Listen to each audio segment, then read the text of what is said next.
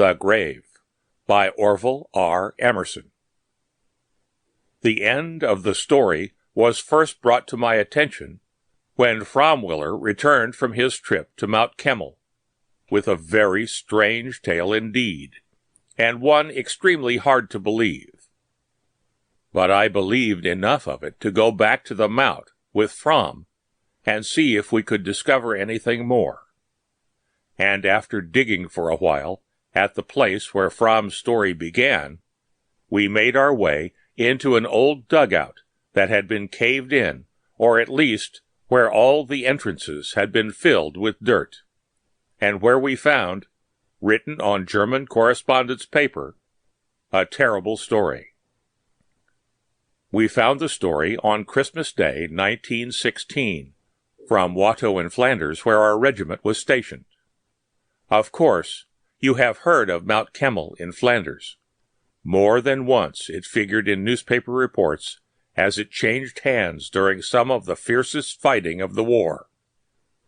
And when the Germans were finally driven from this point of vantage, in October 1918, a retreat was started which did not end until it became a race to see who could get to Germany first. The advance was so fast that the victorious British and French forces had no time to bury their dead, and, terrible as it may seem to those who have not seen it, in December of that year one could see the rotting corpses of the unburied dead scattered here and there over the top of Mount Kemmel. It was a place of ghostly sightings and sickening odors, and it was there that we found this tale. With the chaplain's help, we translated the story, which follows. For 2 weeks I have been buried alive. For 2 weeks I have not seen daylight, nor heard the sound of another person's voice. Unless I can find something to do besides this everlasting digging, I shall go mad. So I shall write. As long as my candles last, I will pass part of the time each day in setting down on paper my experiences. Not that I need to do this in order to remember them. God knows that when I get out, the first thing I shall do will be try to forget them. But if I should not get out, I am an Oberlieutenant in the Imperial German Army. 2 weeks ago my regiment was holding Mount Kemmel in Flanders. We were surrounded on 3 sides and subjected to a terrific artillery fire, but on account of the commanding position we were ordered to hold the Mount to the last man. Our engineers, however, had made things very comfortable. Numerous deep dugouts had been constructed, and in them we were comparatively safe from the shell fire. Many of these had been connected by passageways, so that there was a regular little underground city, and the majority of the garrison never left the protection of the dugouts. But even under these conditions, our casualties were heavy. Lookouts had to be maintained above ground, and once in a while a direct hit by one of the huge railway guns would even destroy some of the dugouts. A little over 2 weeks ago, I can't be sure because I have lost track of the exact number of days, the usual shelling was increased 100-fold. With about 20 others, I was sleeping in one of the shallower dugouts. The tremendous increase in shelling awakened me with a start, and my first impulse was to go at once into a deeper dugout, which was connected to the one I was in by an underground passageway. It was a smaller dugout, built a few feet lower than the one I was in.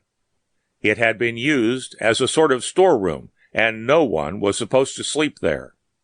But it seemed safer to me, and, alone, I crept into it. 1,000 times since, I have wished I had taken another man with me, but my chances for doing it were soon gone. I had hardly entered the smaller dugout when there was a tremendous explosion behind me. The ground shook as if a mine had exploded below us. Whether that was indeed the case, or whether some extra large caliber explosive shell had struck the dugout behind me, I never knew. After the shock of the explosion had passed, I went back to the passageway. When about halfway along it, I found the timbers had fallen, allowing the earth to settle, and my way was effectively blocked. So I returned to the dugout and waited alone through several hours of terrific shelling. The only other entrance to the dugout I was in was the main entrance from the trench above, and all those who had been above ground had gone into dugouts long before this. So I could not expect anyone to enter while the shelling continued, and when it ceased, there would surely be an attack. As I did not want to be killed by a grenade thrown down the entrance, I remained awake in order to rush out at the first signs of cessation of the bombardment and join what comrades there may be left on the hill. After about 6 hours of heavy bombardment, all sound above ground seemed to cease. 5 minutes went by, then 10. Surely the attack was coming. I rushed to the stairway leading to the air. I took a couple of strides up the stairs. There was a blinding flash and a deafening explosion. I felt myself falling. The darkness swallowed everything. How long I lay unconscious in the dugout I never knew, but after what seemed like a long time, I practically grew conscious of a dull ache in my left arm. I could not move it.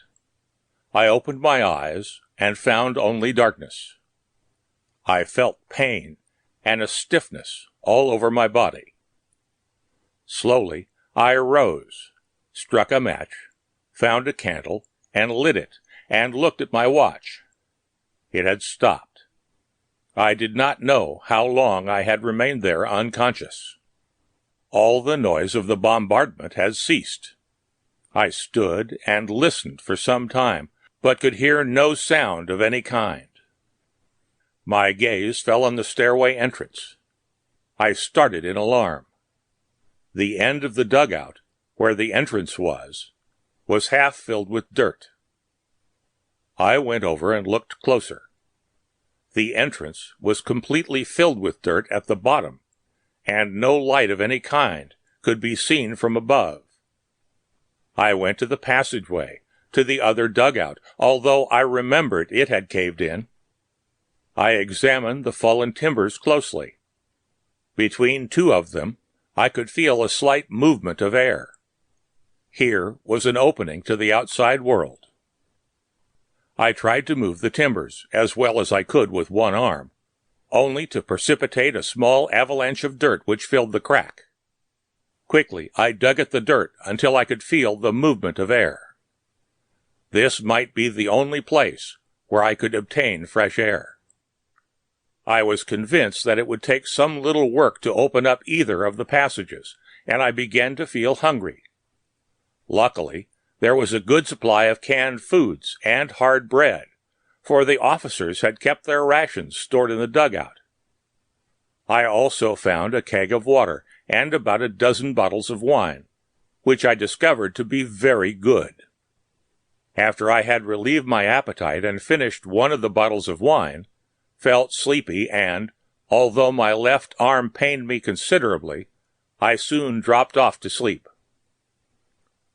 The time I have allowed myself for writing is up, so I will stop for today. After I have performed my daily task of digging tomorrow, I shall again write. Already my mind feels easier. Surely help will come soon. At any rate, within 2 more weeks, I shall have liberated myself. Already I am halfway up the stairs, and my rations will last that long. I have divided them so they will. Yesterday I did not feel like writing after I finished my digging. My arm pained me considerably. I guess I used it too much. But today I was more careful with it, and it feels better. And I am worried again.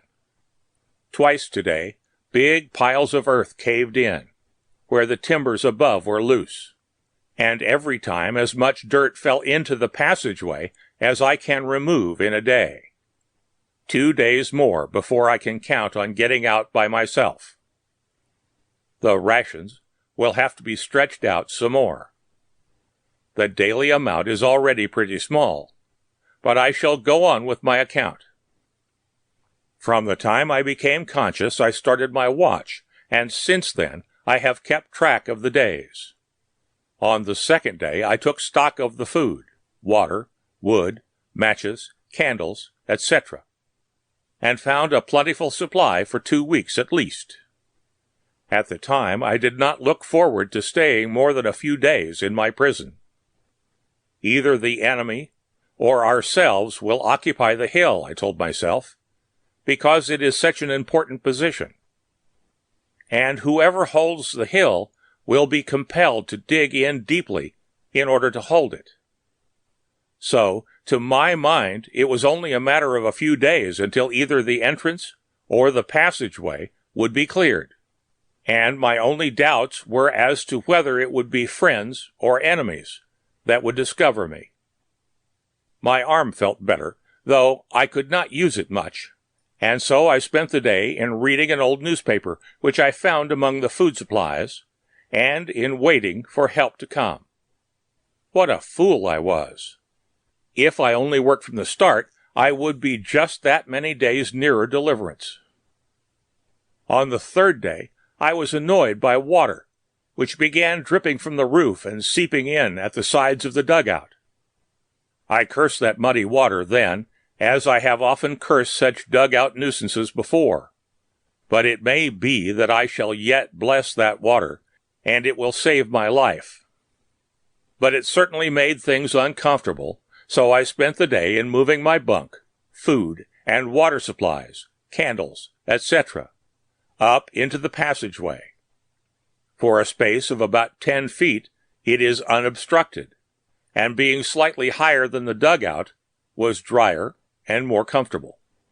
Besides, the air has been much better here, as I had found that practically all my supplies of fresh air came in through the crack between the timbers, and I thought maybe the rats wouldn't bother me so much at night. Again, I spent the balance of the day simply in waiting for help.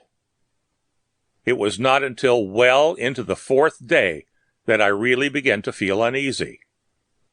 It suddenly began to impress on my consciousness that I had not heard the sound of a gun or felt the earth shake from the force of a concussion since the fatal shell that had filled the entrance. What was the meaning of the silence? Why did I hear no sounds of fighting? It was as still as the grave. What a horrible death to die, buried alive! A panic of fear swept over me. But my will and reason reasserted itself. In time, I should be able to dig myself out by my own efforts. It would take time, but it could be done. So, although I could not use my left arm as yet, I spent the rest of that day and all of the 2 following days in digging dirt from the entrance and carrying it back into the far corner of the dugout. On the 7th day after regaining consciousness, I was tired and stiff from my unwanted exertions of the 3 previous days. I could see by this time that it was a matter of weeks, 2 or 3 at least, before I could hope to liberate myself. I might be rescued at an earlier date, but without outside aid, it would take probably 3 more weeks of labor before I could dig my way out.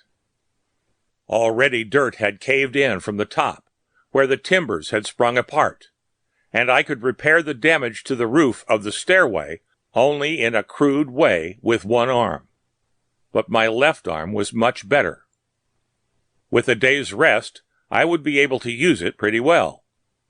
Besides, I must conserve my energy. So I spent the 7th day in rest and prayer for my speedy release from a living grave. I also reapportioned my food on the basis of 3 more weeks. It made the daily portions pretty small, especially as the digging was strenuous work. There was a large supply of candles, so that I had plenty of light for my work, but the supply of water bothered me. Almost half of the small keg was gone in the first week. I decided to drink only once a day. The following 6 days were all days of feverish labor, light eating, and even lighter drinking. But despite all my efforts, only a quarter of a keg was left at the end of 2 weeks, and the horror of the situation grew on me. My imagination would not be quiet. I would picture to myself the agonies to come when I would have even less food and water than at present. My mind would run on and on, to death by starvation, to the finding of my emaciated body by those who would eventually open up the dugout, even to their attempts to reconstruct the story of my end. And adding to my physical discomfort were the swarming vermin infesting the dugout and my person. A month had gone by since I had had a bath, and I could not now spare a drop of water even to wash my face. The rats had become so bold that I had to leave a candle burning all night in order to protect myself in my sleep. Partly to relieve my mind, I started to write this tale of my experiences. It did act as a relief at first, but now, as I read it over, the growing terror of this awful place grips me. I would cease writing, but some impulse urges me to write each day. 3 weeks have passed since I was buried in this living tomb. Today I drank the last drop of water in the keg. There is a pool of stagnant water on the dugout floor, dirty, slimy, and alive with vermin, always standing there, fed by drippings from the roof. As yet, I cannot bring myself to touch it. Today I divided up my food supply for another week. God knows the portions were already small enough. But there have been so many cave-ins recently that I can never finish clearing the entrance in another week. Sometimes I feel that I shall never clear it, but I must. I can never bear to die here. I must will myself to escape, and I shall escape. Did not the captain often say that the will to win is half the victory? I shall rest no more. Every waking hour must be spent in removing the treacherous dirt. Even my writing must cease. Oh, God! I'm afraid! I must write to relieve my mind. Last night I went to sleep at 9 by my watch. At 12 I woke to find myself in the dark, frantically digging with my bare hands at the dark sides of the dugout. After some trouble I found a candle and lit it. The whole dugout was upset. My food supplies were lying in the mud. The box of candles had been spilled. My fingernails were broken and bloody from clawing at the ground. The realization dawned upon me that I had been out of my head. And then came the fear. Dark, raging fear. Fear of insanity. I have been drinking the stagnant water from the floor for days. I do not know how many. I have only 1 meal left, but I must save it. I had a meal today. For 3 days I have been without food. But today I caught one of the rats that infest the place. It was a big one, too. Gave me a bad bite, but I killed him. I feel lots better today. Have had some bad dreams lately, but they don't bother me now. That rat was tough, though. Think I'll finish this digging and go back to my regiment in a day or 2. Heaven have mercy. I must be out of my head half the time now. I have absolutely no recollection of having written that last entry, and I feel feverish and weak. If I had my strength, I think I could finish clearing the entrance in a day or 2. but I can only work a short time at a stretch. I am beginning to give up hope. Wild spells come on me oftener now. I awake tired from the exertions which I cannot remember. Bones of rats, picked clean, are scattered about, yet I do not remember eating them. In my lucid moments, I don't seem to be able to catch them, for they are too wary, and I am too weak. I get some relief by chewing the candles, but I dare not eat them all. I am afraid of the dark, I am afraid of the rats, but worst of all is the hideous fear of myself.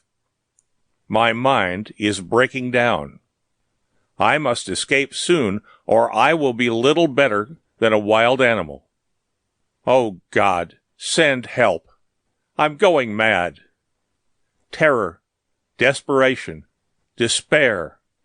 Is this the end? For a long time I have been resting. I have had a brilliant idea. Rest brings back strength. The longer a person rests, the stronger they should get. I have been resting a long time now. Weeks or months. I don't know which. So I must be very strong. I feel strong. My fever has left me. So listen. There is only a little dirt left in the entranceway. I am going out and crawl through it, just like a mole, right out into the sunlight. I feel much stronger than a mole. So this is the end of my little tale. A sad tale, but one with a happy ending. Sunlight. A very happy ending. And that was the end of the manuscript. There only remains to tell Fromwiller's tale. At first, I didn't believe it, but now I do. I shall put it down, though, just as Fromwiller told it to me, and you can take it or leave it as you choose. Soon after we were billeted at Watou, said Fromwiller, I decided to go out and see Mount Kemmel. I had heard that things were rather gruesome out there, but I was really not prepared for the conditions that I found.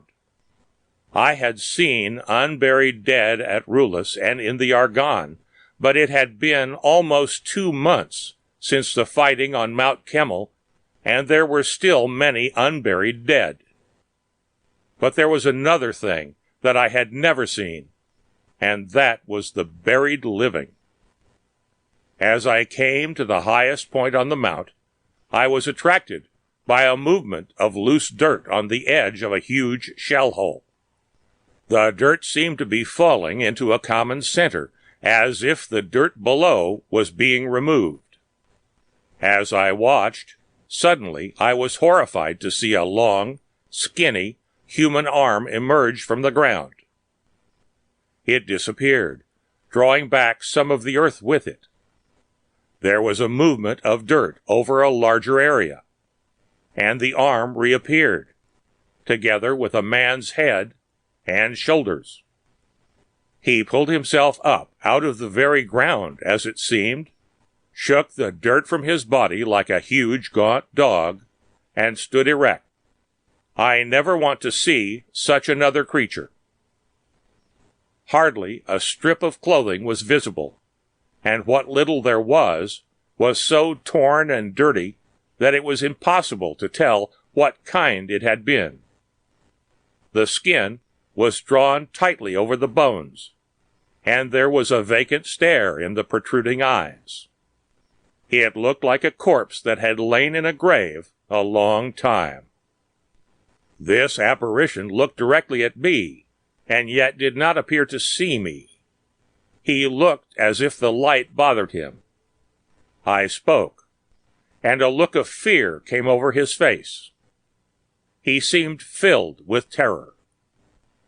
I stepped toward him, shaking a loose piece of barbed wire which had caught in my puttees. Quick as a flash, he turned and started to run from me. For a second, I was too astonished to move. Then I started to follow him. In a straight line he ran, looking neither right nor left. Directly ahead of him was a deep and wide trench. He was running straight toward it. Suddenly, it dawned on me that he did not see it. I called out, but it seemed to terrify him all the more, and with one last lunge, he stepped into the trench and fell. I heard his body strike the other side of the trench and fell with a splat into the water at the bottom. I followed and looked down into the trench. There he lay, with his head bent back in such a position that I was sure his neck was broken. He was half in and half out of the water, and as I looked at him, I could scarcely believe what I had seen. Surely he looked as if he had been dead as long as some of the other corpses scattered over the hillside. I turned and left him as he was. Buried while living, I left him unburied when dead. The end of The Grave by Oliver R. Emerson.